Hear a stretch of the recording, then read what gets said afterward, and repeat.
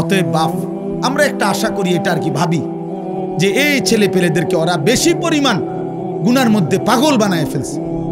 ওদের চুল, চেহারা, লেবাস, পোশাক, আখলাক, মোবাইল, নারী, অসভ্যতা, অশ্লীলতা সবার সামনে। আপনি এটা বিবেক দিয়া ভাববেন। কিরে, বাবা আছে, দাদা আছে, এলাকার মানুষ আছে, চারিদিকে মসজিদ, যেই গল্লি দিয়েই সে হাঁটুক ওই গল্লি দিয়েই একটা একটা মসজিদ আছে, কিন্তু কোনো কিছু তার একটু লজ্জাবোধও করে না। কিরে, তার বাবা কই, নলে মা কই? আমি জীবনে একবার একটা টুপি, 4টা ফুল মাঝখান দিয়ে 4 জায়গা রঙিন 4টা ফুলওয়ালা একটা টুপি পরছিলাম জীবনে একবার। আমার আব্বা বাসায় যাওয়ার পরে আমার মারে বলছে, মায় আমার মাথার থেকে সে টুপিটা খোলায় ফেলছে। বলছে, ফুত, তোর আব্বা বলছে যে তোর বাবাই জীবনে কোনোদিন সাদা টুপি ছাড়া অন্য কোনো টুপি পরে নাই, তোরে নিষেধ করছে টুপি পরতি না, খোল এটা। আর কোনোদিন পরি নাই, আর কসম খোদার আর কোনোদিন পরি নাই। হ্যাঁ হ্যাঁ, আমি জীবনে একবার শুধু আমার আব্বারে বলছিলাম, আব্বা আমি শুধু এই মাদ্রাসায় পড়তাম না, আমার আরেকটা মাদ্রাসায় ভর্তি করাই দেন। আমার আব্বা বলছে, ফুত, পরের লোকমা ভাত আমার ঘরে খাইও না, তুমি যাও যেখানে মন চায়, পড়লে পড়ো, না পড়লে না পাও, কিন্তু আর এক লোকমা ভাত আমার ঘরে খাইও না। আমি কানতে কানতে ঠিকই মাদ্রাসায় চলে গেছি। তাহলে আমার বলার উদ্দেশ্য হলো, আপনারাই ভাবেন আপনাদের পরিবার, সন্তান এইভাবে লাগাম ছাড়া, হাত ছাড়া হয়ে গেল কেন? এটা কি কোনো কথা হইতে পারে যে একজন মুসলিম ছেলে অথচ তার চুল মুশরিকের মতো? এটা কি একটা কথা হইতে পারে যে একটা মুসলিম ছেলে খোদার 365 দিনে একদিনও ফজরের নামাজ পড়বে না? কোনোদিনও না। এটা মেনে নেওয়ার মতো বিষয় বাপ। তোমরা একটা ছেলে বিবেক থাকলে তোমরা বলো ভাই, এজন্য তোমরা ফজরের ক্যাম্পেইন করো। তোমাদের কাছে যুবক বলি, একটা ছেলে হলেও তুমি নিয়ত করো যে আমি ফজর পড়ব, আমি অন্যকে ফজরের জন্য ডাকবো। আমরা একটা ক্যাম্পেইন কাজ করি, ফজর ক্যাম্পেইন। আমাদের একটা মেহনত আছে সারা দেশে, আলহামদুলিল্লাহ। আমাদের অনেক যুবক আছে যারা ফজরের জন্য বন্ধুদেরকে ডাকে, আলহামদুলিল্লাহ। গতকালকেও আমার মাদ্রাসায় এরকম এক বয়সী 14, 16, 17 বছরের প্রায় 87 জন ছেলে এক ধরনের ফজর ক্যাম্পেইনের গেঞ্জি গায়ে ওরা আমার সাথে এসে দেখা করে গেছে। ওরা এক বয়সী আলহামদুলিল্লাহ ফজরের জন্য বন্ধুদেরকে ডাকে। প্রিয় ভাই, সবাই মিলে একসাথে নষ্ট হয়ে গেলে হইতো না, এই জাতি টিকবে না, আমাদের ভবিষ্যৎ কষ্টের হবে। আমাদের ভবিষ্যৎ 1948 সাল থেকে দিনে রক্ত ঝরছে, আজকে প্রায় 77 বছর, এখনো মুসলমান নিরাপত্তা পায় না। 1947 সাল থেকে কাশ্মীরের মুসলমান নির্যাতিত, আজকে প্রায় 78 বছর, এখনো নিরাপত্তা পায় না। 1964 সাল থেকে রোহিঙ্গা মুসলমান নির্যাতিত, আজকে প্রায় 61 বছর, এখনো নিরাপত্তা পায় না। তোমরা বাড়াবাড়ি করো না, আমি অনুরোধ করলাম, আমার বাবাদের কাছে আমার অনুরোধ, আপনারা প্রত্যেকে আপনাদের সন্তানের দিকে ফিরান। আল্লাহ তাআলা নিষেধ করছে গান, বাদ্য, গায়িকা, নায়িকা, নারী এর ফাঁদে না পড়তে। ইমামে আজম আবু হানিফা বলছে, সিমাউল আগানি ফিসকুন, গান বাদ্য এটা প্রকাশ্য পাপ, ওয়াত্তালাজ্জুযু বিহা কুফরুন। আহা, এটা সাংঘাতিক কথা। গান বাদ্য শুনে যদি কেউ মজা পায়, স্বাদ পায়, গান শুনে যদি কেউ তাল মারে, মনে করেন বলল, হাত নাড়লো, অনেক মানুষ আছে ছেলে এরকম করে, মনে করেন হাতের তাল মানে না, এরপরে হাত শরীর ঘুরলো, মনে করেন যেখানে আছে ওখানে বাড়ি দিল, পায়ের মধ্যে নুপুরের মতো পাও নাড়াইলো গানের তালে তালে। আল্লাহর কসম, আমাদের ইমাম আবু হানিফা তিনি বলছেন, এটা গান শুনে বাদ্যের তালে তালে যদি কেউ মজা পায়, এটা কুফরি, কুফরি, কুফরি। আহা, যদি ঈমান হারা হয়ে কবরে যায়, চিরস্থায়ী জাহান্নাম। চিরস্থায়ী জাহান্নাম। আমাদের রাসূলুল্লাহ সাল্লাল্লাহু আলাইহি সাল্লাম হাদিসে বলছেন, আমালুকুম উম্মালুকুম, অর্থ হলো তোমাদের আমল, তোমাদের কর্ম তোমাদের শাসক। অর্থাৎ আমাদের আচরণ, আমাদের আমল আমাদের শাসক বানায়। আমাদের মন্দ আমল আমাদের শাসককে মন্দ বানায়, আমাদের উত্তম আমল আমাদের শাসককে উত্তম বানায়। তো বাস্তবতা হলো আমরা প্রতিনিয়ত আমরা রাষ্ট্র আপনার পদস্থ ব্যক্তিকে পরবারে দোষারোপ করি। আমাদেরও তো আখলাকের কি হালাত, আমাদের আখলাকের কি হালাত। এই জন্য এটা লক্ষণীয় বিষয়, উল্লেখ করার মতো একটা বিষয়। প্রিয় ভাই, কথা বলো না আল্লাহর ওয়াস্তে। যদি মানুষের বাচ্চা হও তো কথা বলো না, কথা বলো না। প্রয়োজনে তুমি চলে যাও, কিন্তু কথা বলো না। এই জন্য বললাম এটা জরুরি। আমরা যদি একজন মুসলমানের জন্য জায়গা ছাড়তে না পারি তো আমাদের আখলাক হলো কেমন এটা বলেন। এই জন্য দয়া করে প্রত্যেকেই চুপ করে মনোযোগ দিয়ে আসুন। যে যখন উঠতে মন চায়, আমার একের সামনের ব্যক্তি, কোনো অসুবিধা না, আমার কোনো আপত্তি নেই। আমি এই ক্ষেত্রে একটু আগের থেকে ভিন্ন রকম, সংখ্যার উপরে কখনোই ভিত্তি করি না। এই দেবিদ্বারের গলিতে গলিতে আমি বহু মাহফিল করছি, তো 20 জন 50 জন 100 জন 200 জন মানুষের সামনেও কথা বলছি, কোনো অসুবিধা নেই। এটা কোনো বিষয় না। অতএব দয়া করে সকল ছেলে, আমার ছোট ভাই হাফেজ মাওলানা আতিকুর রহমান আশরাফি ও আমার আপন ছোট ভাই, তো লম্বা সময় বয়ান করছে, কিন্তু ও লাস্টে বলছে, আপনারা শুনছেন, ছেলেরা তোমরাও শুনছো, যে মোবাইল হাতে ধরে ভিডিও বা রেকর্ড করলে আমি এটা পছন্দ করি না, এটা আমি মেনে নিতে পারি না। আমার পক্ষ থেকে এটা স্পষ্ট নিষেধ। অতএব আপনি যদি বাংলা বুঝে থাকেন তাহলে আপনি কষ্ট করে চলে গেলে ভালো। দেখেন কেমন অসভ্য, দেখছেন, মানে এরপরও মোবাইলটা ধরে রাখছে। হ্যাঁ হ্যাঁ, লজ্জা থাকা উচিত ভাইয়া। আমি ব্যক্তিগতভাবে ছাড় দেওয়ার মানুষ না, কারণ আগে তো বলা হয়েছে, আমি বললাম, তাহলে গাদ্দারি করার কি আছে? এটা কেন এতটা কঠোর কেন? আমার এটা একটা পরীক্ষিত আমল, আমার এটা অভিজ্ঞতা, এটা এবং এটা মনোবিজ্ঞানের কথা। মানুষের অন্তর একই মুহূর্তে দুই জিনিস ভাবতে পারে না। তো কারো অন্তরে যদি মোবাইলটা হাতে থাকে, তার দিলে সারাক্ষণ মোবাইলের আসক্তি থাকে, মানে এটার কথা মনে পড়ে, ঠিক মতো উঠতেছে কিনা, এটারে আগায় পিচ্ছায় কমায়, ছোট করে বড় করে, ফলে বেচারা মোবাইলের প্রতি তার পুরাপুরি মনোযোগ থাকে, ফলে নিজের দিলে কিছু ঢোকে না, ও আর কিছুই বুঝে না। তাহলে এরকম যদি 1 লক্ষ ওয়াজও কেউ মোবাইলে উঠায়, তাহলে তার আখিরাতের কি ফায়দা হবে বলে? আখিরাতের অর্জনটা কি হবে? ইনসাফ করে বলে। কোন বক্তার সাথে যদি কারো ছবি থাকে একটা, কি হবে এতে? আখিরাতের কি অর্জন আছে? কোনো অর্জন মনে হয়? তাইলে এই জন্য প্রিয় ছেলেরা, বাবা, একটা জিনিস সমাজে শুরু হয়েছে দেখে এই পৃথিবীতে এটার জন্য মাতাল হয়ে যাইতে হবে, এটা কোনো যুক্তির কথা না। এই পৃথিবীতে বহু কিছুই আসছে গেছে, শেষ পর্যন্ত থাকে নাই কোনোটাই, কিন্তু ইনসান থাইকা গেছে, আমাদের আমলনামা থেকেই যাবে। আমি চোখে দেখছি ফিতাওয়ালা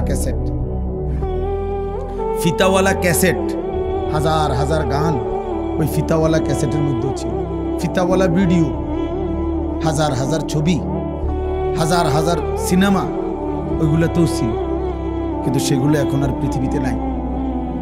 কিন্তু ওই পুরুষ নারীগুলোর গুনাহ মুছে গেছে।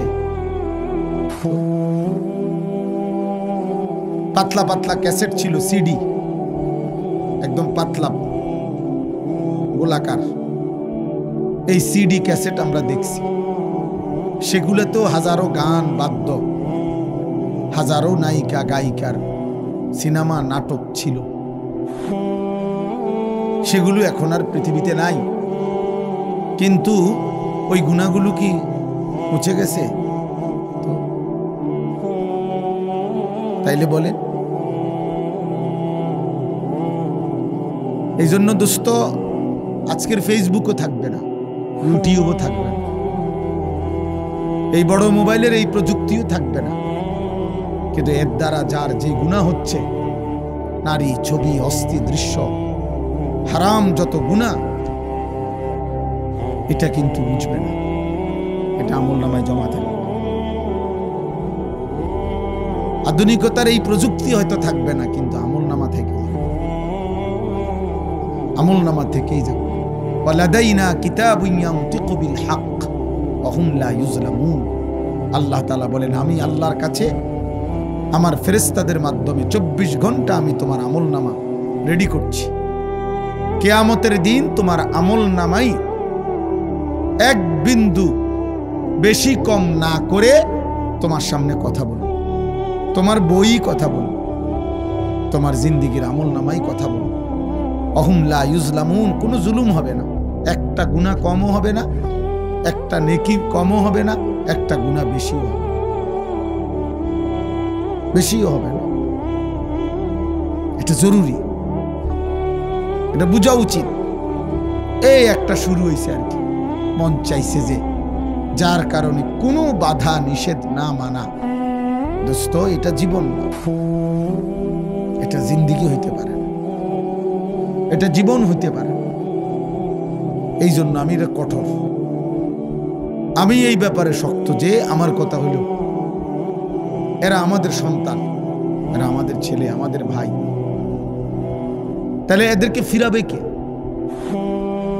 এটা কি কোনো কথা হইল যে একটা মুসলিম ছেলে ওর যা মন চায় ও তাই করবে, কেউ বাধা নিষেধ করতে পারবে না, বলতে পারবে না, বলবে না? এটা কি একটা পৃথিবী হইতে পারে? আপনাদের বিবেকে কি বল? তাহলে ইসলাম মানবে কে? কোরআন মানবে কে? আল্লাহর দ্বীন কার জন্য? নওজোয়ান ভাই তোমরাই বলো, এই 30 পারা কোরআন তাহলে কার জন্য নাযিল? নবী সাল্লাল্লাহু আলাইহি ওয়াসাল্লাম 23টা বছর তাহলে কাকে বললেন, কি জন্য বললেন? এক ওয়াক্ত নামাজ মুসলিম পরিচয় দেওয়ার পরও যদি তোমার পড়তে মন না চায়, তো এই নামাজ কার জন্য ফরজ হল? হালাল হারাম যদি কোনোভাবেই মানতে মনে না চায় আল্লাহর বিধান, তো এই কোরআনের বিধান কার জন্য? তাইলে আল্লাহর বিধান তাহলে কার জন্য? ইনসাফ করেন সবাই, সবাই মিলে, জওয়ান বুড়া, মুরব্বীরা, শ্রেণীয়া বয়স্করা, আপনারা আপনাদের সন্তান নাতি নাতনিদেরকে ওদের হাতে ছেড়ে দিছে, আর ওরাও মুক্তি পাইয়া, স্বাধীন পাইয়া ওরা ভাবতেছে আমার মা বাবা, অভিভাবক, আমার দাদা দাদি, আমার বংশের কেউ মুরব্বী, আমার মাথার উপরে কেউ তো আমারে ডাক দেয় না, মানা করে না, আমি যা মন চাই তাই করতে পারতেছি। আমার বাপ, আমার ভাই, এটা তো জীবন না, এর তো শেষ আছে, সব কিছুরই শেষ আছে, সব পাগলামিরই শেষ আছে, সব মাতলামিরই শেষ আছে। এই মোবাইলেরও তো চার্জ শেষ হয়, মোবাইলেরও যেহেতু চার্জ শেষ হয়, হায়াতের চার্জও তো শেষ হয়।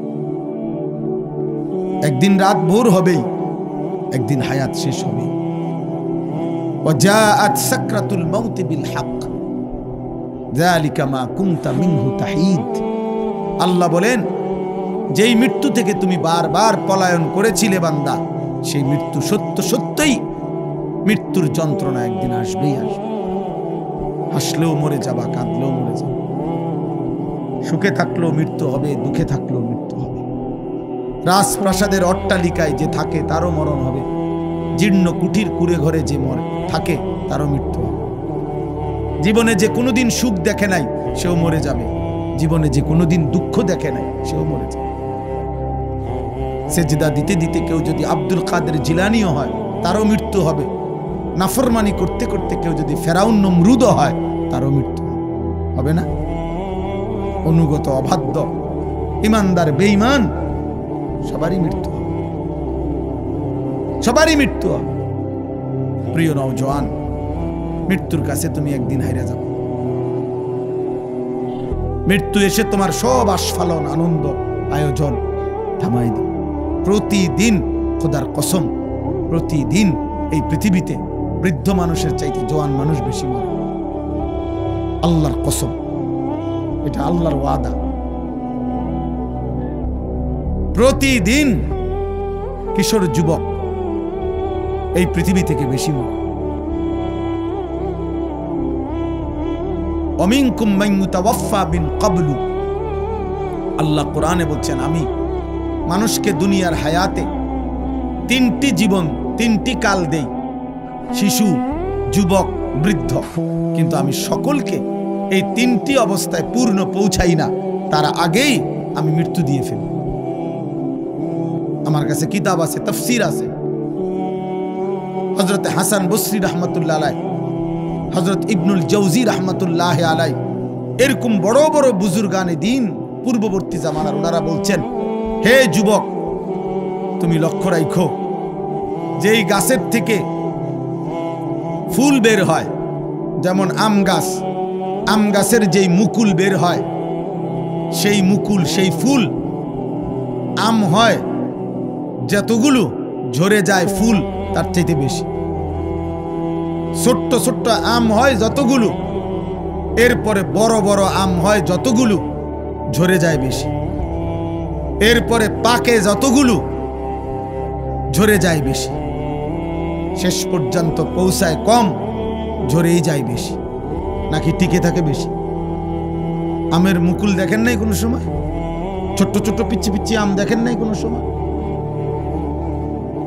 হযরত ইবনুল জাওজি রাহমাতুল্লাহ কিতাবের মধ্যে আছে, উনি বলছেন, হে যুবক, মনে রেখো, প্রত্যেক যুগে, প্রত্যেক সমাজে, প্রত্যেক বাড়িতে তুমি হিসাব করো যে কিশোর যুবক সমবয়সী যদি হয় যে পরিমাণ, তার সাথে আনুপাতিক হারে বৃদ্ধের সংখ্যা অনেক কম। মানে একটা বাড়িতে যদি এই মুহূর্তে নওজোয়ান 14, 16, 18, 20, 25 বছরের ছেলে মেয়ে থাকে 20 জন, 30 জন, তাহলে আনুপাতিক হারে, মানে এটা ধারে, এইটা চিন্তা করলে বৃদ্ধ মানুষ তো থাকার কথা কমপক্ষে 12-14 জন, কিন্তু ওই বাড়িতে 30 জন কিশোর যুবকের ছেলে মেয়ের মোকাবেলায় বুড়া চাচা, বুড়া দাদা আছে মাত্র 2 জন, 1 জন। বুঝেন নাই হিসাবটা? তাহলে বুঝা গেল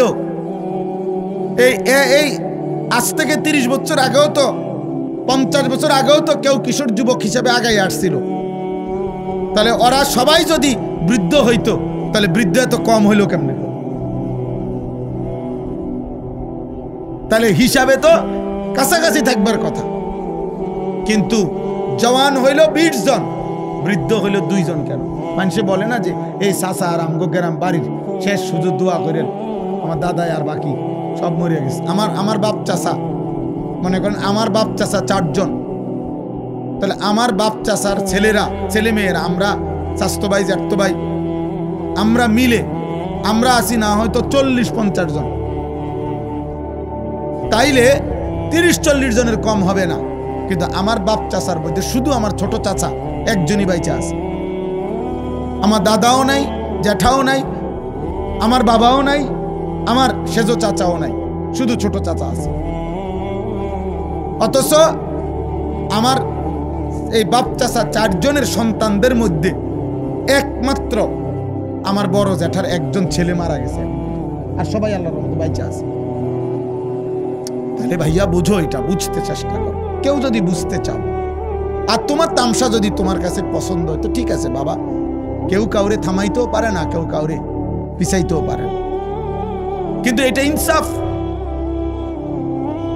যে আগামী 50 বছর পৌঁছতে পৌঁছতে তোমাদের বয়সী অধিকাংশ কবরে চলে যাবে, টিকবে, অনেকে বুড়া হবে অল্প, বুড়ো হবে অল্প, টিকে থাকবে অল্প, ঝরে যাবে বেশি। ومنكم من يتوفى من قبل।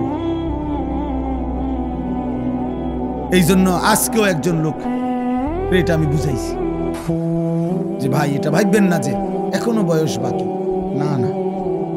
ওয়ালিতাবলুগু আজালাম মুসাম্মা, আল্লাহ বলেন আমি কিন্তু যাকে যখনই মৃত্যু দেই আমি কিন্তু তার হায়াত পূর্ণ করেই মৃত্যু দিই।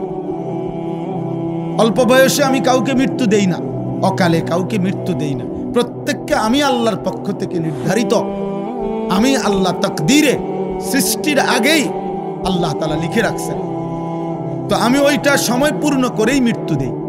ওয়ালিতাবলুগু আজালাম মুসাম্মা, আমি নির্ধারিত হায়াত পূর্ণ করি বান্দা। তাইলে দোস্ত আমার, ভাই আমার, বাবা আমার, নওজোয়ান, তুমি তোমার উপরে দয়া করো। যদি সামান্যতম বিবেক থাকে, মানুষ তো আর জানোয়ার না, জানোয়ারের আকল নাই, তো মানুষের তো আকল আছে। আমি কেন জানোয়ারের মতো হব? আমি কেন পশুর আচরণ হব? আমি তো ইনসান, আমি তো মানুষ। আমাকে তো আল্লাহ তাআলা আকল দান করছেন।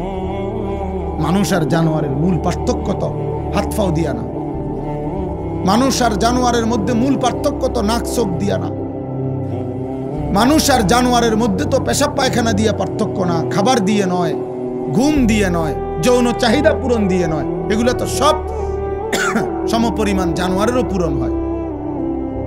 খাবার, খাদ্য, পেশাব পায়খানা, লজ্জাস্থানের চাহিদা পূরণ, এ তো কুকুর বিড়ালেরও পূরণ হয়। তাহলে ইনসানের পার্থক্য কি? আকল, বিবেক। আ'তা কুল্লা শাইইন খালকাহু সুম্মা হাদা। আল্লাহ তাআলা কোরআনুল কারীমে বলছে আখরাজাকুম মিন বুতুনি উম্মাহাতিকুম লা তা'লামুনা শাইআ। মায়ের পেট থেকে, বাবা আল্লাহ বলছে হে আমার বান্দা, মায়ের পেট থেকে যেদিন তোমাকে আমি বের করে এনেছিলাম সেদিন কিন্তু তুমি কিছুই জানতা না। আমি আল্লাহ তোমাকে ধীরে ধীরে পূর্ণ আকল দান করেছি। এবার তুমি আলো অন্ধকার, রোদ বৃষ্টি, তুমি সব বুঝো। অতএব আমি তো তোমাকে আকল দিয়েছি, বিবেক দিয়েছি, দিমাগ দিয়েছি। এই আকল, এই বিবেক, এই দিমাগ, এটা যদি কারো কাজ না করে, ওর মাঝে আর পশুর মাঝে কোনো পার্থক্য নেই, কোনো পার্থক্য নাই, কোনো পার্থক্য নেই। আমার বাপ, এতগুলো নওজোয়ান ছেলে, তোমরা আল্লাহকে সাক্ষী রেখা যদি মুসলমান মায়ের ঘরে জন্ম নিয়ে থাকো, কোন পবিত্র মায়ের 2 বছর দুধ পান করে থাকো, তো বলো তো ভাই, যে মা তোমারে 2 বছর দুধ পান করাইছিলেন, সে মা কত লক্ষবার তোমারে গালে মুখে জড়ায়া ধরা চুমু খাইছিলেন, আদর করেছিলেন। যে বাবা 6 বছর পর্যন্ত তোমাকে ধীরে ধীরে তিল তিল করে আদর সোহাগ করে লালন পালন করেছিলেন, সেই বাবা কত হাজারবার তোমার মাথায় হাত বুলাইছে। যখনই কোনো আলেমকে পাইছে তখনই বলছে, হুজুর আমার ছেলেটার জন্য দোয়া করেন, একটু মাথায় মুছে দেন, আদর করে দেন, দোয়া করে দেন, আল্লাহ যেন মানুষ বানায়। মায়ের কত স্বপ্ন ছিল, বাবার কত স্বপ্ন ছিল। আত্মীয় স্বজন আসছে, ফুফুর কোলে দিছে, ফুফার কোলে তুলে দিছে, দাদার কোলে তুলে দিছে। আজকে আমি এক বাসায় এশার নামাজের পরে খানা খাইছি অল্প সময়, তে এই সময় দেখছি ওই বেচারার 2টা নাতনি, সে পুরাটা সময় দাদারে ব্যস্ত করে রাখছে উনারে, আর উনি একবার এটারে আদর করে, একবার ওইটারে আদর করে। তাইলে আমার ইনসাফের কথা হলো ভাই, যদি কোনো একটা ছেলেও ভাবো, আমি নির্বাচনে দাঁড়াইছি না যে আমার সবার ভোট দরকার, আমি কোনো প্রার্থী না, আমার কোনো মার্কা নাই, আমি নির্বাচনের জনসভায় আসি নাই। অতএব কোনো এক আল্লাহর বান্দার কলিজায়ও যদি বিবেক জাগে, আমার যথেষ্ট। কসম আল্লাহর, আমি শুধু এতটুকু জানতে চাই, একটা নওজোয়ান, হে কিশোর, আজকের সারাদিনে যারা 1 ওয়াক্ত নামাজ পড়লা না, তোমার মায়ের পবিত্র সেই 2 বছরের দুধ আর তোমার মায়ের বুকে ধারণ, গর্ভে ধারণ, আদর সোহাগ, মায়ের কি এই স্বপ্ন ছিল যে তুমি 16 বছর বয়সে দিন রাত উলঙ্গ ছবি দেখবা, নারী দেখবা, নর্তকী দেখবা, জিনা ব্যভিচারের দৃশ্য দেখবা, আর হারাম অসৎ কাজে, অসৎ চরিত্রহীন লম্পট বন্ধুদের আড্ডায় এমন সুন্দর রাত দিন হায়াত শেষ করে দিবা? এই ছিল মায়ের স্বপ্ন? এই ছিল বাবার আদর? আহ আহ মনে রাখো আব্বা, যদি কোনো দিন আর বলতে না পারি তো আজই বললাম, মনে রাখো এর চরম মূল্য তোমাকে তোমার জীবন দিয়ে দিতে হবে। যদি কেউ তওবা না করে, আল্লাহর দিকে ফিরে না আসে, কসম খোদার, পাপের এই শাস্তি, অসভ্যতার এই শাস্তি তোমার জীবন দিয়া তোমার পরবর্তী জেনারেশনের হাতে তোমাকে শোধ দিতে হবে। আশা করি ইনশাআল্লাহ এই অপমান তোমার কপালেও জুটবে। আজ তুমি মাকে লজ্জিত করলা, বাবাকে লজ্জিত করলা। যে ছেলে চরিত্রহীন, যে ছেলে লম্পট, যে ছেলে নারী রাত দিন উলঙ্গ আর ছবি দেখো, অস্থির দৃশ্য দেখো, নাফরমান, তুই তো তোর বাবাকে বেইজ্জতি করলি, তোর মাকে বেইজ্জতি করলি, তুই তোর মায়ের পবিত্র দুধের বেইজ্জতি করলি। লোকে তো তোর মাকেও বলবে কেমন অসতের সন্তান এটা। লোকে তো তোর বাবাকেও বলবে কার ঘরে জন্ম নিল এত বড় অসভ্য, এত বড় চরিত্রহীন। তুমি তো তোমার বাবাকেও শেষ করে দিলা। আমি একটু আগে বলে আসছি, কোন পাপীকে মানুষ আর মানুষ নামে ডাকে না, ওই পাপের নামে ডাকে। কোন পাপীকে মানুষ আর মানুষ নামে আর কোনোদিন ডাকে না বাপ, পাপের নামে ডাকে।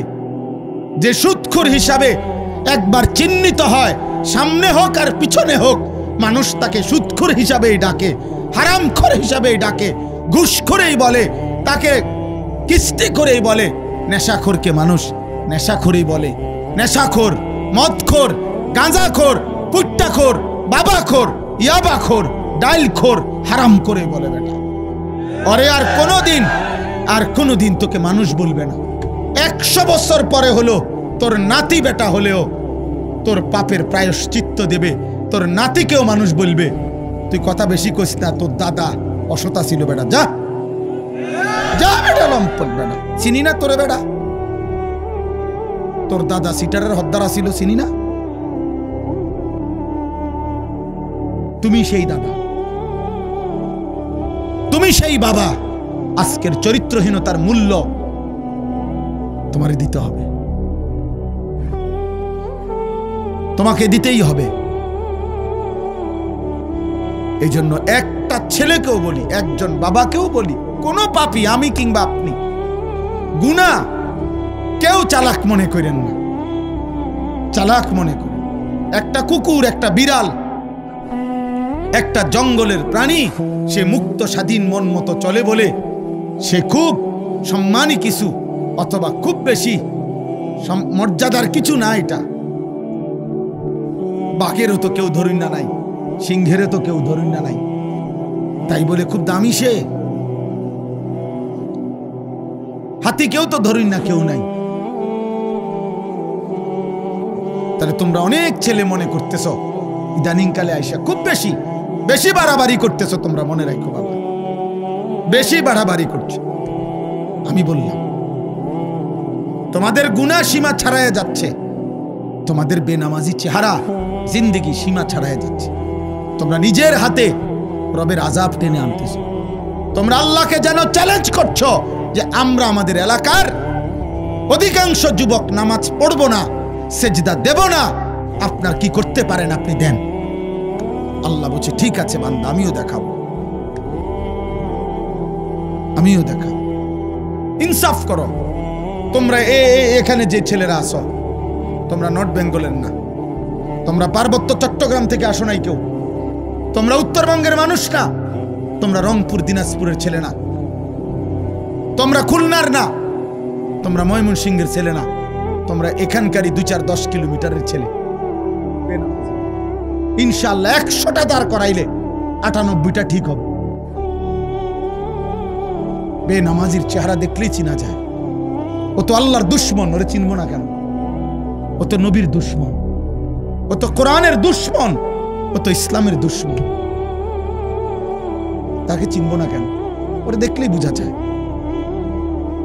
বেনামাজি তো বেহায়া, বেনামাজি তো গাদ্দার, বেনামাজি তো অহংকারী, বেনামাজি তো অসভ্য, বেনামাজি অকৃতজ্ঞ। মানুষের 10 টাকার কৃতজ্ঞতাও তো আদায় করে বেটা। একটা বন আর 1 কাপ চা খাওয়াইছে যে 1 সপ্তাহ 15 দিন পরেও তাকে দেখলে মানুষ তার প্রতি একটু কৃতজ্ঞতা হয় যে উনি আমারে গত 15 দিন আগে একটা বন খাওয়াইছে, 1 কাপ চা খাওয়াইছে। আর এত বড় আসমান ও জমিন, এত লক্ষ কোটি কোটি নিয়ামত দিয়ে যে আল্লাহ আমাকে 24 ঘন্টা লালন পালন করছেন, আমি তাকে একটা সেজদাও দিলাম না। এত বড় গাদ্দার কি মানুষ হয় বেটা? কোন জানোয়ারও তো এত বড় গাদ্দার হয় না। কোন কুকুর বিড়ালও তো এত বড় গাদ্দার হইতে পারে না বেটা। কোন পশুও তো এত বড় গাদ্দার হইতে পারে। এই জন্য আল্লাহ নাফরমানকে পশু বলতেও নারাজ। বালহুম আদাল বলে না? বলছি কিনা বল? আল্লাহ বলছে নাফরমান পশুর চাইতেও নিকৃষ্ট। বালহুম আদাল। ও কুকুরও না, ও বিড়ালও না, ও শুকরও না। উর্দু কিতাবে আমরা পড়ছি শুকর, শুকর। এই যুবক, শুকর কোন সকালবেলা একবারে চোখ খোলে না। শুকরের নিয়ম, শুকর একটু একটু করে চোখ খোলে সকালবেলা। কেন? কিতাবে লিখছে, মনীষীদের বক্তব্য যে শুকর আল্লাহকে বলে, আল্লাহ প্রথম দৃষ্টি যেন কোনো বেনামাজির উপরে না পড়ে। কিতাবে আছে কুত্তা আল্লাহর কাছে প্রতিদিন ভোরে ঘুম থেকে যখন উঠে প্রথমবার কুত্তা আল্লাহর কাছে ফরিয়াদ করে, আল্লাহ প্রথম নজর কোনো বেনামাজির উপরে যেন না। তোকে কুত্তা ঘৃণা করে, তোকে শুকর ঘৃণা করে। এই জন্য তোমার চুল তোমার কাছে সুন্দর লাগে, তোমারই তোমার কাছে ভালো লাগে, আর কারো মূলত ভালো লাগে। এই জন্য নিজের চুল নিজেই ফিরা, নিজের ছবি নিজেই উঠায়, নিজের ছবি নিজেই দেয় ফেসবুক। কারণ কোনো ছাগলও তো এর দিকে চায় না। কোন বেটা কি কোনো পাগলও তো তার দিকে আর দেখে না। এই জন্য নিজেই নিজের সেলফি তোলে, নিজের ছবি নিজেই দেয়। হ্যাঁ হ্যাঁ, আল্লাহ আমাদেরকে হেফাজত করেন, আল্লাহ আমাদেরকে বুঝ দান করেন। আমি শক্ত করে বললাম, ভাই তোমার উপরে তুমি রহম করো, নিজেকে মানুষ বানাও ভাইয়া, ইনসান বানাও, ইনসান বানাও। বুঝতে চেষ্টা করো, এমন সুন্দর জীবন নষ্ট করে দিচ্ছ কেন? এমন হায়াত নষ্ট করে দিচ্ছ কেন? এই পর্যন্ত যে যতগুলো নারী দেখছো সবগুলো দিলে তুমি সামলাইতে পারবা? সারাদিনে যে যত নারী দেখছো সবগুলো দিলে সামলাইতে পারবা? তাইলে এত নারী দিয়ে করবা কি? এত নারী দিয়ে করবা কি বাপ? এত নর্তকী দিয়ে তুমি করবা কি? নর্তকীর কাছে তো কিছু নাই বাবা। মোবাইলেই যে নারী তার ছবি দিয়ে লাইছে, নাটকেই যে নারী তার ছবি দিয়ে ফেলছে, এই বাপ তার কাছে তো আর কিছু নাই। যা ছিল সে তো পয়সার মূল্যে বিক্রি করে দিছে। ওর কাছে তো কিছু নাই। ওর হাসি তো ধোকা, ওর দেহ তো ধোকা, ওর রূপ যৌবন তো ধোকা। বেহায়া নারী, বেপর্দা নারী, সে তো নিজের রূপ আর যৌবন ফেরি করে দিছে। সে তো খোলা মাঠে ছেড়ে দিছে যে বুড়া জোয়ান, আতুর, লুলা, পঙ্গু, প্যারালাইজড, অসল, যায় পারো আমারে দেখো, তুমি দেখলেই আমার পয়সা আইয়ে। তাহলে সে তো পয়সার জন্য নিজের শরীর প্রদর্শন করছে, তোমার জন্য না। তোমার জন্য হলেও তো একা তোমারে দেখাইতো, আর একা তো দেখায় এই জন্য স্ত্রী, হালাল এবং পবিত্র স্ত্রী, সে শুধু তার স্বামীর জন্যই সাজে, সে শুধু তার স্বামীর জন্যই সাজে। এজন্য নবী বলছে, ওই নারী, নেককার নারী, ওই নারী পবিত্রা নারী, ওই নারী সতী সাধ্বী নারী, ওই নারী উত্তম নারী। ইজা নাজারা ইলাইহা সাররাতহু, যার স্বামী যখন তার দিকে তাকায় তো তার সৌন্দর্য দেখে, তার সাজগোজ দেখে, তার হাসি মাখা মুখ দেখে স্বামীর দিল শান্ত হয়েছে। নারী বলে তাকে নেককার না। আল্লাহর নবী বলছে মাস্তাফাদাল মুমিন বাদা তাকওয়াল্লাহ খায়রান লাহু আল মারআতুস সালিহা। নবীজি বলছে আল্লাহর এই পৃথিবীতে তাকওয়ার পরে ঈমান, ইসলাম, নামাজ, রোজা, বন্দিগি, এই ইবাদতের পরে কোন ব্যক্তি দুনিয়ার সর্বশ্রেষ্ঠ তার যে অর্জন, সম্পদ, নেয়ামত দুনিয়াবি যা সে পেল, তার মধ্যে সর্বশ্রেষ্ঠ নিয়ামত আল মারআতুস সালিহা, একজন সতী সাধ্বী পবিত্রা নেককার স্ত্রী। বিশ্বাস করে কেউ যদি একজন নেককার স্ত্রী না পায়, চরিত্রহীন স্ত্রী মিলে যায় কারো, সে শেষ। আর কেউ যদি নেককার একজন বিবি পায়, গোটা পৃথিবীর সবচেয়ে বড় নিয়ামত সেই পায়। এই পৃথিবীর বাকি সম্পদ কোটিবার পাওয়ার চাইতেও একজন পবিত্র, নেককার, চরিত্রবান, পর্দানসীন, সতী সাধ্বী স্ত্রী মিলে যাওয়া, আল্লাহর কসম, এটা জীবনের সবচেয়ে বড় প্রশান্তি, সবচেয়ে বড় আনন্দ, সবচেয়ে বড় সান্ত্বনা। আর সেটা মিলবে না বাপ। আমার আব্বা একটা ছেলেকে বলি, এই লাগাতার অব্যাহত নারী দেখলে, ছবি দেখলে, জিনা ব্যভিচারের দৃশ্য দেখলে পবিত্র নারী মিলবে না। এটা আল্লাহর ওয়াদা, কোরআনের ওয়াদা। আয-যানি লা ইয়ানকিহু ইল্লা যানিয়াতান আও মুশরিকা। আল্লাহ কোরআনে বলছে ব্যভিচারী পুরুষ তার কপালে বিবাহিত, সে যাকে করবে সেটা দুইটা হবে। আল্লাহ পাক বলছে হয় জানিয়া, আরেকটা ব্যভিচারিণী নারী, আও মুশরিকা, অথবা কোনো মুশরিক নারী। কসম খোদার, কোরআন শরীফের আয়াত। ওয়াজ-জানিয়াতু লা ইয়ানকিহুহা ইল্লা জানিন আও মুশরিকুন। আল্লাহ বলছে এবং কোন নারী যদি ব্যভিচারী হয়, নারী যদি চরিত্রহীন হয়, আল্লাহ ওয়াদা দিছে ওর কপালে স্বামী জুটবে যেটা, এটার পরিচয় হবে দুইটা, হয় সে ব্যভিচারী পুরুষ আর নয়তো মুশরিক। আর কেমনে কইতো আল্লাহ? বাংলায় কইতো? আর কেমনে বলতো বাবা? বাংলায় বলতো, বাংলায় ওয়াহুররিমা যালিকা আলাল মুমিনিন। এবং আল্লাহ বলেন কোন ব্যভিচারী পুরুষ কিংবা ব্যভিচারিণী নারী ঈমানদারের জন্য হারাম, ঈমানদারের জন্য হারাম করে দেওয়া, ওয়াহুররিমা, হারাম করে দেওয়া। এজন্য দয়া করে একজন হোক, দুইজন হোক, পর্দার আড়ালের যে মা বোনরা আছেন তাদেরকেও বলি, মা বোন, হে মুসলিম কন্যা, তুমি তোমার ইজ্জতের হেফাজত করো, তুমি তোমার আখলাকের হেফাজত করো। রাস্তার কোনো দুষ্ট, মহল্লার কোনো চরিত্রহীন যুবকের ফাঁদে তুমি তোমার ইজ্জত দিয়ে দিও না। ও তোমাকে ধোঁকা দিবে, ও তোমাকে ধোঁকা দিবে। আল্লাহ আমাদের বোনদেরকে, মেয়েদেরকে, ছেলেদেরকে, আমাদের নওজওয়ানদেরকে হেফাজত করে। কোরআনুল কারীমের যে আয়াত দুইটা পড়ছি, আমি এবার এই দুইটা আয়াতের সংক্ষিপ্ত, এই আর 10টা মিনিট লাগবে না ইনশাআল্লাহ, তরজমা বলেই আমার কথা শেষ করছি।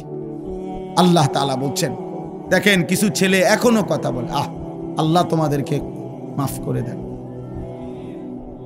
আহারে সন্তান, কোনোভাবেই থামানো গেল না, কত বড় বদনসিব সন্তান। আল্লাহ কোরআনে বলছে, আমার কথা যখন হয়, সেই কথার থেকে যে বিমুখ হয়, কোরআন শরীফের আয়াত আছে, তার চাইতে নিকৃষ্ট জালেম এই পৃথিবীতে আর কেউ হয়। আমি এটা খুব ভয় পাই। এক তো হলো আমি শুনলাম না, কোনো অসুবিধা নাই, আমি ঘুমায় গেলাম, চলে গেলাম। এখানে কি পুরা এলাকার মানুষ আসছে সবাই? তো যারা আসে নাই আজকের ওয়াজে তারা পাপী না? কেন পাপী হবে? সে শুনে নাই আর কি, এতটুকু হইতে পারে যে ওনার কোনো ব্যস্ততা থাকতে পারে, ক্লান্তি থাকতে পারে, ঠিক আছে। কিন্তু এখানে আসা অত্র ইউনিয়নের প্রত্যেকের জন্য ফরজে আইন, তাই কিন্তু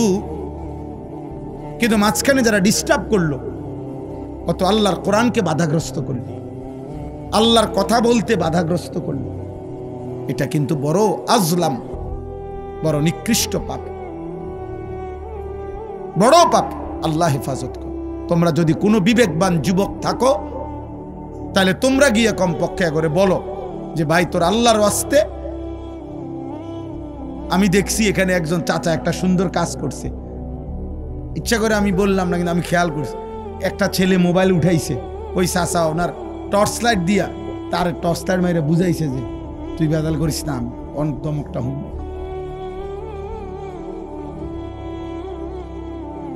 তার মানে মাশাআল্লাহ চাচা এটা পরে ফিরাইতে চেষ্টা করছে। আল্লাহ দুইজন খেয়ে কবুল করেন, চাচারও আল্লাহ মাফ করে দেন, ভাতিজারও আল্লাহ মাফ করে দেন। তাইলে চলেন, বলতেছিলাম অমিনান নাসি মান ইয়াশতারি লাহওয়াল হাদিস। এখানে একটা ছোট্ট ঘটনা হলো, মক্কার কুরাইশরা দিবানিশি আমাদের নবী সাল্লাল্লাহু আলাইহি সাল্লামের বিরোধিতা করতেন ইসলামের দাওয়াতে, কিন্তু তারা প্রত্যেকবারে একত্র হইয়া বসে বলতো যত বিরোধিতাই করি, মুহাম্মদ যখন কোরআন পড়ে তখন তার বিপরীতে কিছু বলার মতো, এর বিপরীত আমাদের কাছে ক্ষমতা নাই। মুহাম্মদের আমাদের সব কথা, আর মুহাম্মদ যখন কোরআন পড়ে ওই মানুষটার কলিজাটা নরম হয়ে যায়, দিলটা নরম হয়ে যায়, ওই আস্তে মুহাম্মদের দলভুক্ত হয়ে যায়। এইটার লগে কুলাইতাল্লাম, যত জুলুমে করলাম, অত্যাচার করলাম, বিরোধিতা করলাম, যাই করলাম, কিন্তু ওর কোরআনের আওয়াজটাকে তো থামাইতারি না। এই সুর তো সাংঘাতিক, এই তেলাওয়াত তো সাংঘাতিক, এটা পড়লেই ব্যক্তির কলিজা ছুঁয়ে যায়, দিল নরম হয়ে যায়। এটা আমরা কি? তখন মক্কার একজন কুরাইশ সর্দার নজর ইবনে হারেস, সে গেছিল ইরান দেশে ব্যবসার জন্য। তো সেখানে সে মাসখানিক ছিল। তো ব্যবসা করে অবস্থায় সে ওইখানে একটা জিনিস দেখছে, সে দেখছে ওইখানে জায়গায় জায়গায় বিকালবেলা সন্ধ্যাবেলায় গানের আসর, বাদ্যের আসর বসে, কিছু মানুষ জড়ো হইয়া গোল হইয়া বসে। একজন গায়িকা, দাসী, কৃতদাসী, সে গায়িকা বাদ্যের তালে তালে সে পুরান আমলের কিচ্ছা কাহিনী, গল্প সুর দিয়া দিয়া টাইনা টাইনা গায় এবং নাচে, বাদ্যের তালে তালে বলে।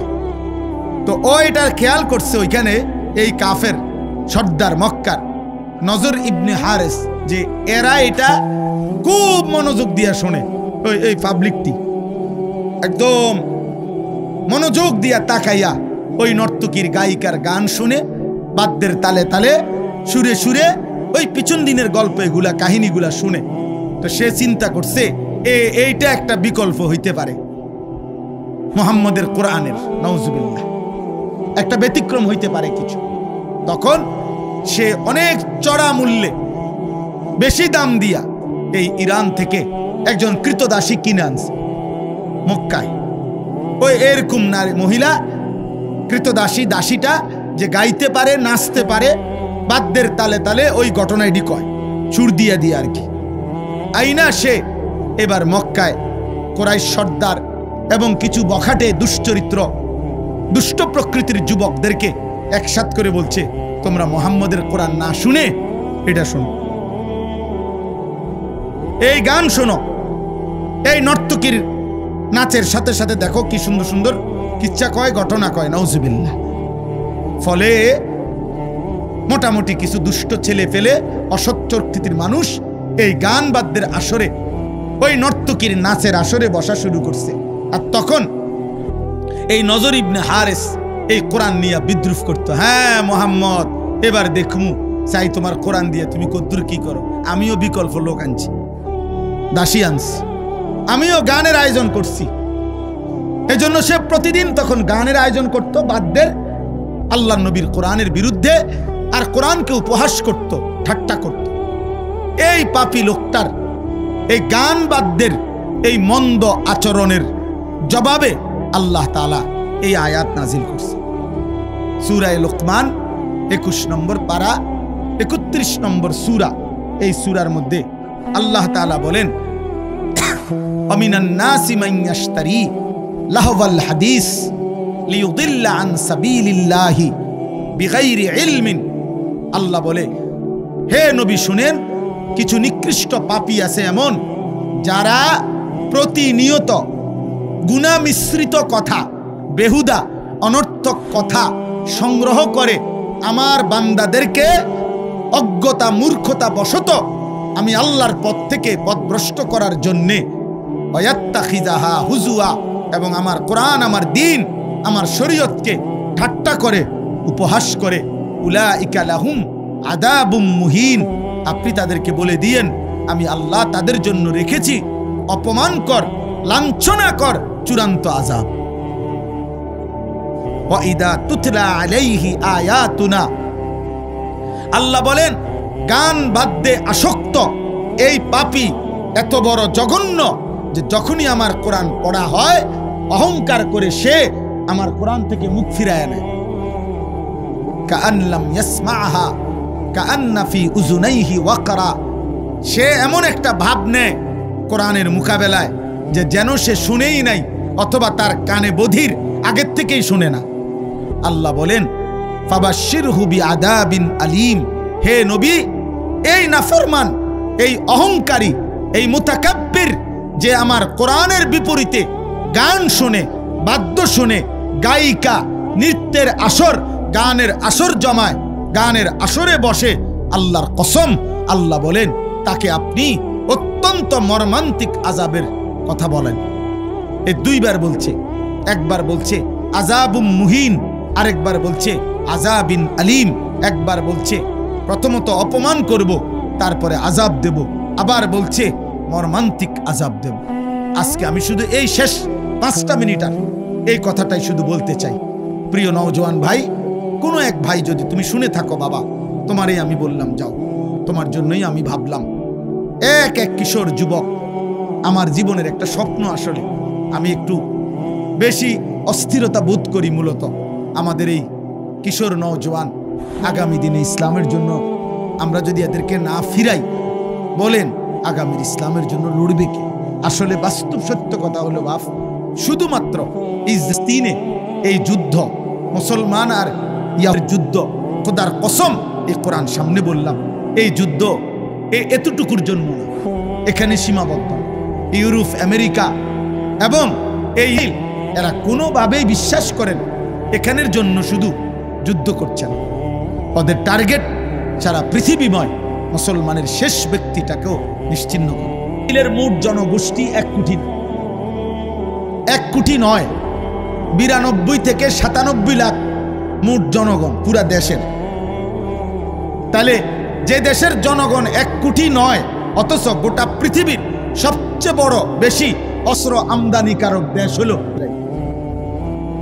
তাহলে 1 কোটি মানুষের নিরাপত্তার জন্য পারমাণবিক বোমা লাগে না। 1 কোটি মানুষের নিরাপত্তার জন্য এত মারণাস্ত্র, এত অত্যাধুনিক, এত কোটি কোটি, হাজার হাজার, বিলিয়ন বিলিয়ন, ট্রিলিয়ন ডলারের অস্ত্র লাগে না বাবা। তাহলে বিষয়টা কি? আবার দিনের মোট জনগণও তো অল্প, তাহলে এই কৌগা মানুষ মারণের লাগেও তো এত অস্ত্র লাগে না। এই কয়েকজন মুসলমান মারার জন্য তো এত অস্ত্র লাগে না। তাহলে এরা এত অস্ত্র দিয়ে করে কি? মেন স্থাপনা যেগুলো, তাদের যে মেন কার্যক্রম, তারা 24 ঘন্টা কাজ করে। অর্থাৎ ইসরায়েলে কোনো ডিউটি, অফিসিয়াল কর্মের, বিভিন্ন মিল, ফ্যাক্টরি, বিভিন্ন কর্মস্থলে আপনার 8 ঘন্টা পর পর ডিউটি চেঞ্জ হয়। অর্থাৎ রাতে দিনে সেম কাজ করে, মেশিন চলে, কর্ম চলে, শুধু লোক বদলায়। বোঝেন নাই কথা? এটিএম বুথ কেউ দেখছেন কিনা? ওই যে কার্ড ঢুকাইয়া যে টাকা বাইর করে, ব্যাংকের বাইরে থাকে আলগা, দেখছেন কেউ? এখানের ডিউটির সিস্টেম হইল 8 ঘন্টা ডিউটি। অর্থাৎ প্রতি 8 ঘন্টা পর পর একজন এখানে দারোয়ান থাকে, এ বদলায়, কিন্তু ওইটা 24 ঘন্টা খোলা থাকে। মানে গ্রাহক যে কোনো সময় এসে কি নিতে পারবে? টাকা নিতে পারবে। ডিউটিতে একজন দারোয়ান আছে, কিন্তু এটা একজনের 24 ঘন্টায় থাকে না, 8 ঘন্টা পর পর। তো তাহলে আর অসুবিধা কি? মেশিন তো চলতেই আছে, লোক পাল্টাইছে, লোক বদলাইছে। এই জন্য বললাম যে আমরা এই কথাটা বুঝাইতে চাই নওজোয়ান ভাই। এই পৃথিবীরা তারা মূলত ফিলিস্তিনের জন্য, ফিলিস্তিনের মুসলমানের বিরুদ্ধে না, তারা গোটা পৃথিবীর মুসলমানের বিরুদ্ধে যাবতীয় প্রস্তুতি নিচ্ছে। হ্যাঁ হ্যাঁ, এটা তাদের সিদ্ধান্ত যে পৃথিবীর শেষ মুসলমানটা হত্যা করবে। এবং খোদার কসম, কাবার রবের কসম, ইসরায়েল ঘোষণা যে মুহাম্মদের মদিনা, নাউজুবিল্লাহ, প্রিয় যুবক, তোমার নবীর মদিনা, সেখান থেকে নবীজির পবিত্র লাশ রওজা এখান থেকে উৎখাত করে পুরা মদিনা সহ আরবের শেষ সীমানাটাও দখল করা, ওটা ওদের আনুষ্ঠানিক ঘোষণা আছে। কেন? নবীজি যখন মদিনায় আসছিলেন তখন মদিনাতে 3টা ইহুদি গোত্র ছিল। নবীজি তাদের বিরুদ্ধে যুদ্ধ করে করে আল্লাহর হুকুমে তাদেরকে আরব সীমানার থেকে বের করে দিয়েছিলেন। এই জন্য তাদের কথা হইল মদিনা তাদের, আরব তাদের সীমানা। অতএব বাপ, আমরা একটা আশা করি, এটা আর কি ভাবি, যে এই ছেলে পেলেদেরকে ওরা বেশি পরিমাণ গুনার মধ্যে পাগল বানায় ফেলছে। ওদের চুল, চেহারা, লেবাস, পোশাক, আখলাক, মোবাইল, নারী, অসভ্যতা, অস্থিরতা, সবার সামনে আপনি এটা বিবেক দিয়ে ভাববেন। কিরে, বাবা আছে, দাদা আছে, এলাকার মানুষ আছে, চারিদিকে মসজিদ, যেই গল্লি দিয়েই সে হাঁটুক ওই গল্লি দিয়েই একটা একটা মসজিদ আছে, কিন্তু কোনো কিছু তার একটু লজ্জাবোধও করে না। কিরে, তার বাবা কই, নলে মা কই? আমি জীবনে একবার একটা টুপি, 4টা ফুল মাঝখান দিয়ে 4 জায়গা রঙিন 4টা ফুলওয়ালা একটা টুপি পরছিলাম জীবনে একবার। আমার আব্বা বাসায় যাওয়ার পরে আমার মারে বলছে, মায় আমার মাথার থেকে সে টুপিটা খোলায় ফেলছে। বলছে, ফুত, তোর আব্বা বলছে যে তোর বাবাই জীবনে কোনোদিন সাদা টুপি ছাড়া অন্য কোনো টুপি পরে নাই, তোরে নিষেধ করছে টুপি পরতি না, খোল এটা। আর কোনোদিন পরি নাই, আর কসম খোদার আর কোনোদিন পরি নাই। হ্যাঁ হ্যাঁ, আমি জীবনে একবার শুধু আমার আব্বারে বলছিলাম, আব্বা আমি শুধু এই মাদ্রাসায় পড়তাম না, আমার আরেকটা মাদ্রাসা ভর্তি করাই দেন। আমার আব্বা বলছে, ফুত, পরের লোকমা ভাত আমার ঘরে খাইও না, তুমি যাও যেখানে মন চায়, পড়লে পড়ো, না পড়লে না পাও, কিন্তু আর এক লোকমা ভাত আমার ঘরে খাইও না। আমি কানতে কানতে ঠিকই মাদ্রাসায় চলে গেছি। তাহলে আমার বলার উদ্দেশ্য হলো, আপনারাই ভাবেন আপনাদের পরিবার, সন্তান এইভাবে লাগাম ছাড়া, হাত ছাড়া হয়ে গেল কেন? এটা কি কোনো কথা হইতে পারে যে একজন মুসলিম ছেলে অথচ তার চুল মুশরিকের মতো? এটা কি একটা কথা হইতে পারে যে একটা মুসলিম ছেলে খোদার 365 দিনে একদিনও ফজরের নামাজ পড়বে না? কোনোদিনও না। এটা মেনে নেওয়ার মতো বিষয়। বাস, তোমরা একটা ছেলে বিবেক থাকলে তোমরা বলো ভাই। এজন্য তোমরা ফজরের ক্যাম্পেইন করো। তোমাদের কাছে যুবক বলি, একটা ছেলে হলেও তুমি নিয়ত করো যে আমি ফজর পড়ব, আমি অন্যকে ফজরের জন্য ডাকবো। আমরা একটা ক্যাম্পেইন কাজ করি, ফজর ক্যাম্পেইন। আমাদের একটা মেহনত আছে সারা দেশে, আলহামদুলিল্লাহ। আমাদের অনেক যুবক আছে যারা ফজরের জন্য বন্ধুদেরকে ডাকে, আলহামদুলিল্লাহ। গতকালকেও আমার মাদ্রাসায় এরকম এক বয়সী 14, 16, 17 বছরের প্রায় 87 জন ছেলে এক ধরনের ফজর ক্যাম্পেইনের গেঞ্জি গায়ে ওরা আমার সাথে এসে দেখা করে গেছে। ওরা এক বয়সী আলহামদুলিল্লাহ ফজরের জন্য বন্ধুদেরকে ডাকে। প্রিয় ভাই, সবাই মিলে একসাথে নষ্ট হয়ে গেলে হইতো না, এই জাতি টিকবে না, আমাদের ভবিষ্যৎ কষ্টের হবে। আমাদের ভবিষ্যৎ 1948 সাল থেকে দিনে রক্ত ঝরছে, আজকে প্রায় 77 বছর, এখনো মুসলমান নিরাপত্তা পায় না। 1947 সাল থেকে কাশ্মীরের মুসলমান নির্যাতিত, আজকে প্রায় 78 বছর, এখনো নিরাপত্তা পায় না। 1964 সাল থেকে রোহিঙ্গা মুসলমান নির্যাতিত, আজকে প্রায় 61 বছর, এখনো নিরাপত্তা পায় না। তোমরা বাড়াবাড়ি করো না, আমি অনুরোধ করলাম। আমার বাবাদের কাছে আমার অনুরোধ, আপনারা প্রত্যেকে আপনাদের সন্তানের দিকে ফিরান। আল্লাহ তাআলা নিষেধ করছে গান বাদ্য গায়িকা নায়িকা নারী এর ফাঁদে না পড়তে। ইমামে আজম আবু হানিফা বলছে সিমাউল আগানি ফিসকুন, গান বাদ্য এটা প্রকাশ্য পাপ, অত্তালাজ্জুদু বিহা কুফরুন। আহা, এটা সাংঘাতিক কথা। গান বাদ্য শুনে যদি কেউ মজা পায়, স্বাদ পায়, গান শুনে যদি কেউ তাল মারে, মনে করেন বলল হাত নাড়লো, অনেক মানুষ আছে ছেলে এরকম করে, মনে করেন এমন হাতের তাল মানে না, এরপরে হাত শরীর ঘুরলো, মনে করেন যেখানে আছে ওখানে বাড়ি দিল, পায়ের মধ্যে নুপুরের মতো পাও নাড়াইলো গানের তালে তালে। আল্লাহর কসম, আমাদের ইমাম আবু হানিফা তিনি বলছেন এটা গান শুনে বাদ্যের তালে তালে যদি কেউ মজা পায় এটা কুফরি কুফরি কুফরি। আহা, যদি ঈমান হারা হয়ে কবরে যায় চিরস্থায়ী জাহান্নাম, চিরস্থায়ী জাহান্নাম। এই জন্য ভাই সবাই মিলে নিয়ত করেন, নিয়ত করেন।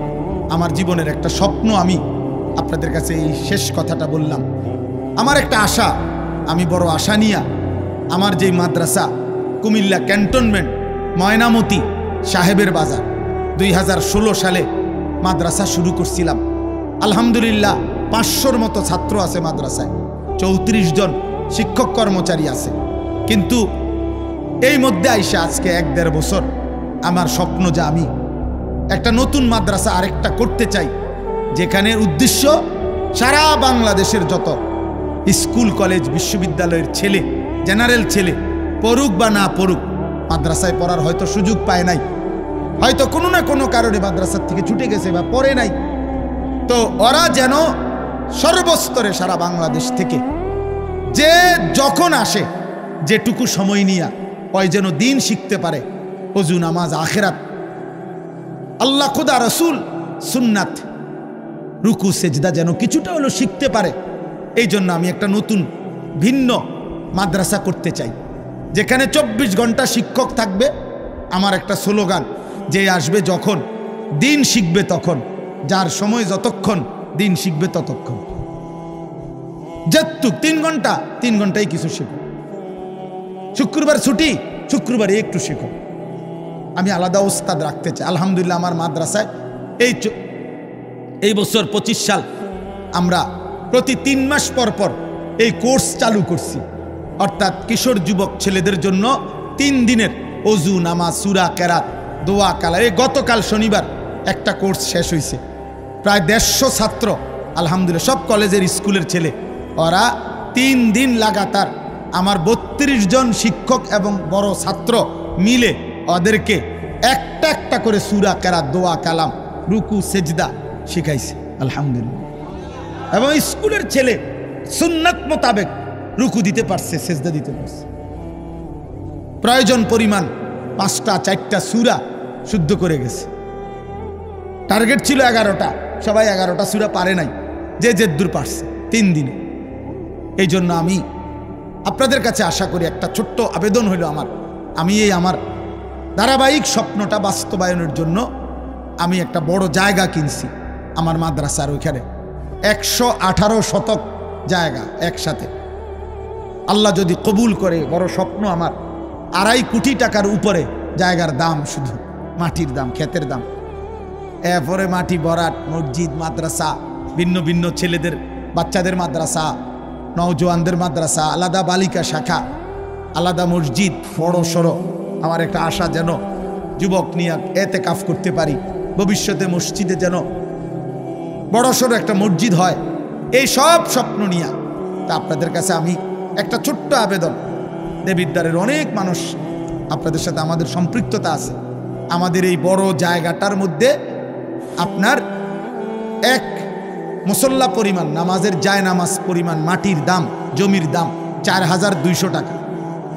আমরা একটা কাগজ দিমু আপনাদের কাছে, আমার এই কাগজটা আপনারা নিয়েন। এই কাগজটার মধ্যে এই আবেদনটা আছে, এই হ্যান্ডবিলটা, এইটা মধ্যে বিকাশ নাম্বার, অ্যাকাউন্ট নাম্বার আছে।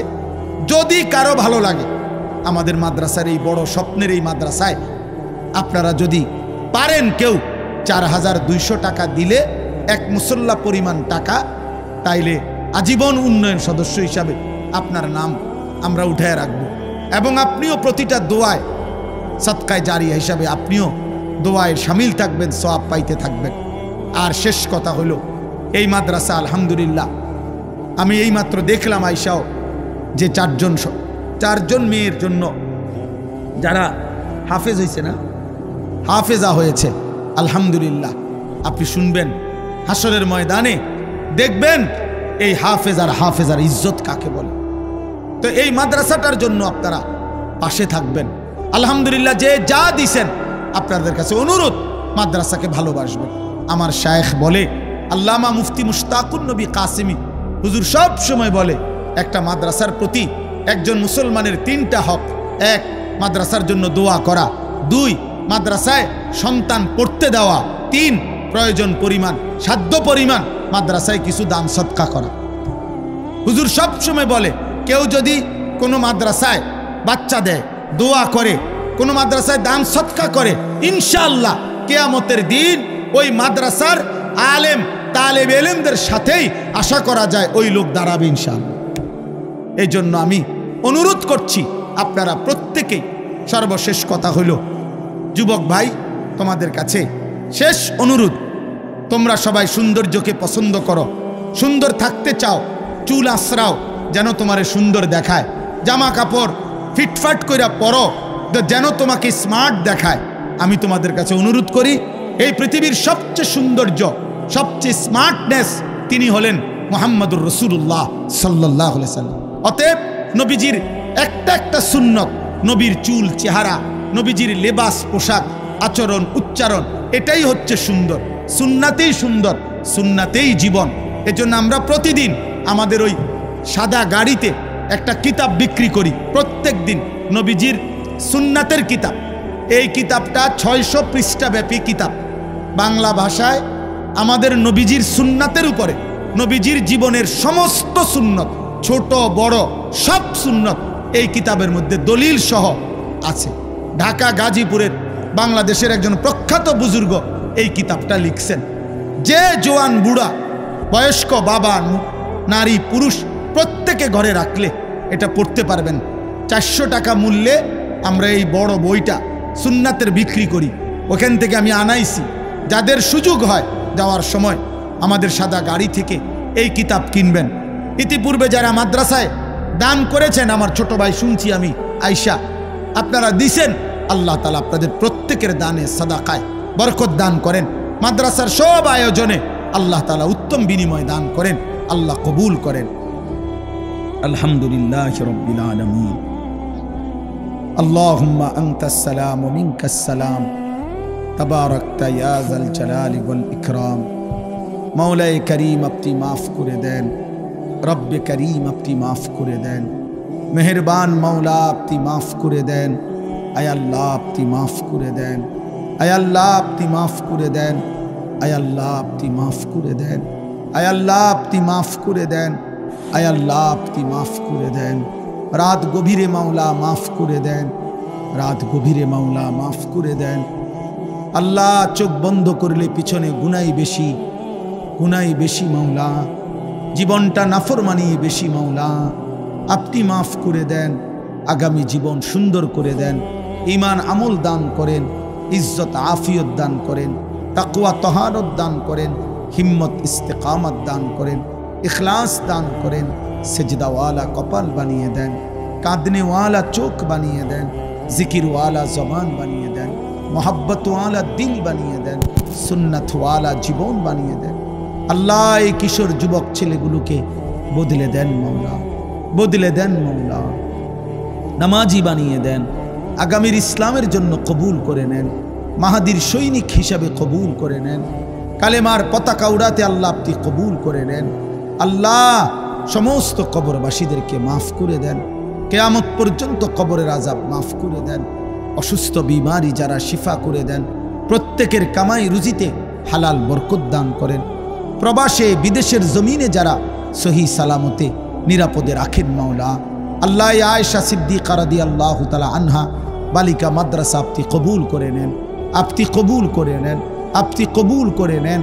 আল্লাহ মুসলমানের কন্যারা বোনেরা এই মাদ্রাসায় পড়ছে, আল্লাহ প্রত্যেকটা মেয়েকে আবেদা সালেহা শাকেরা আরেফা জাকেরা আলেমা বানিয়ে দেন, হাফেজা বানিয়ে দেন। আল্লাহ আপনি কবুল করেন। মাদ্রাসার জরুরত আপনি পূরণ করে দেন, মাদ্রাসার জরুরত আপনি পূরণ করে দেন। যার সহযোগিতায় যাদের ভালোবাসায় এই মাদ্রাসাটা প্রতিষ্ঠিত হয়েছে, আল্লাহ প্রত্যেককে উত্তম বিনিময় দান করেন। একটা টাকার সহযোগিতা, এক বিন্দু ভালোবাসা, পরামর্শ, বুদ্ধি, যে যখন যা দিয়েছে আল্লাহ সবাইকে কবুল করেন। মাদ্রাসার মোহতামিম, শিক্ষক শিক্ষিকা, ছাত্রী সকলকে কবুল আর মনসুর করে নেন। আল্লাহ আমাদের নেক মাকসাদ আপনি পূরণ করে দেন। আমাদের সকলকে ঈমান আমলের জীবন দান করেন। আল্লাহ আমাদের সকলের নেক মাকসাদ পূরণ করে দেন। পর্দার আড়ালে যত মা বোন আছে, আল্লাহ সমস্ত মা বোনদেরকে পর্দানশীল নামাজি নারী হিসাবে কবুল করে নেন। আল্লাহ প্রতিটা মা বোনকে ফাতেমা রাবিয়া বসরিয়ার মতো বানিয়ে দেন। রব্বির হামহুমা কামা রব্বায়ানি সগীরা। আয় আল্লাহ আমার দেশকে নিরাপদ রাখেন, আমার দেশকে নিরাপদ রাখেন। একজন ইনসাফকার, ন্যায়পরায়ণ, আদেল শাসক আমাদেরকে দান করেন মাওলা। আল্লাহ কোনো জালেমের হাতে তুলে দিয়েন না, কোনো জালেমের হাতে তুলে দিয়েন না, কোনো জালেমের হাতে তুলে দিয়েন না রে মাওলা। ইজ্জত নিয়ে কোরআন বুকে সেজদা দিয়ে মাতৃভূমির এই জমিনে বাঁচতে চাই মাওলা। আল্লাহ ইজ্জত নিয়ে বাঁচতে চাই, সেজদা দিয়ে বাঁচতে চাই, কোরআন নিয়ে বাঁচতে চাই, বিবি বাচ্চাকে আপনার দ্বীনের উপরে রেখে মরতে চাই। আল্লাহ আপনি তৌফিক দেন, আপনি তৌফিক দেন। আমার দেশের প্রতি ইঞ্চি জমিনের স্বাধীনতা, সার্বভৌমত্ব, নিরাপত্তা আপনি দিয়ে দেন মাওলা। সারা পৃথিবীর মজলুম মুসলমানকে বাঁচান মাওলা। আল্লাহ আল্লাহ আল্লাহ আল্লাহ আপনি দয়া করেন, আপনি রহম করেন। আল্লাহ রাত গভীরে শেষ ফরিয়াদ আর কিছু দেন আর না দেন, মাফ করে দেন, মাফ করে দেন, আমার এই মাফ করে দেন, মাফ করে দেন।